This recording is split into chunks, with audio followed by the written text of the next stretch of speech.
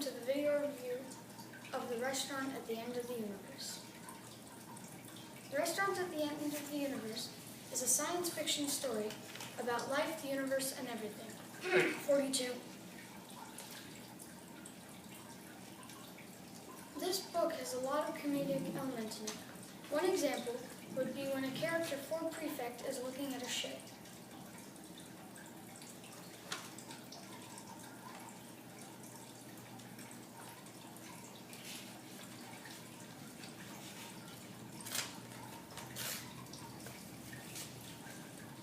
Amazing looking ship though. Looks like a fish, moves like a fish, steers like a cow.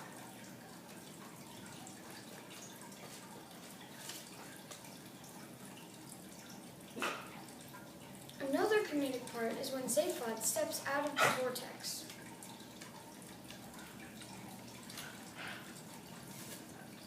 The door of the vortex swung open. From his disembodied mind, Gargafar watched dejectedly. He had rather liked Zaphod Beeblebrox in a strange sort of way. He was clearly a man of many qualities, even if they were mostly bad ones. He waited for him to flop forward out of the box as they all did. Instead, he stepped out. "Hi," he said. "Beeblebrox," gasped Gargafar in amazement. "Can I have a drink, please?" said Zaphod. "You've been in the vortex?" stammered Gargafar. "Yeah, you saw me, kid. And it was working?" "Sure was." "And you saw the whole infinity of creation?" "Sure. Real neat place, you know that?" Gargafar's mind was reeling in astonishment. Had his body been with him, it would have sit down with him heavily with its mouth hanging open. "And you saw yourself?" said Gargafar. "In relation to it all?" "Oh, yeah. But what did you experience?" Zaphod shrugged, smuggled. "It just told me what I knew all along. I'm a really terrific and great guy. Didn't I tell you, baby? I'm Zaphod Beeblebrox." I'll wait for Max to stop. Now over to Mum. Well, I think that The Restaurant at the End of the Universe gives you some really good insights into humanity, or what is often called the human condition.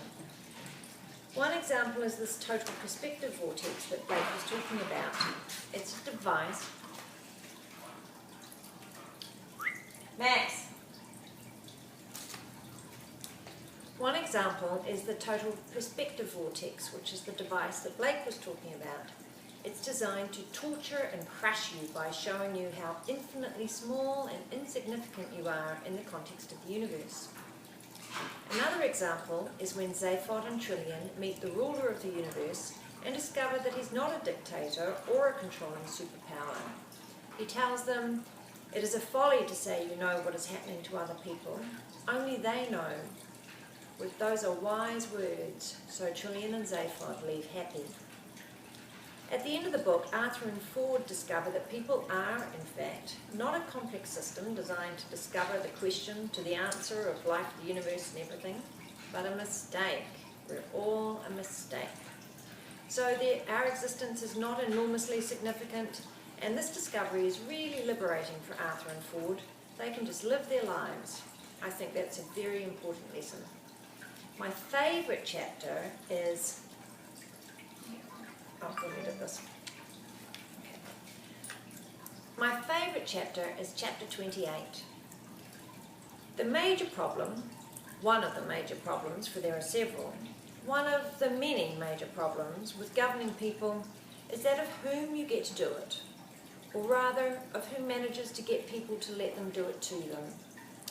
To summarise, it's a well-known fact that those people who most want to rule the universe are ipso facto those least suited to do it. To summarise the summary, anyone who is capable of getting themselves made president should on no account be allowed to do so. To summarise the summary of the summary, people are a problem.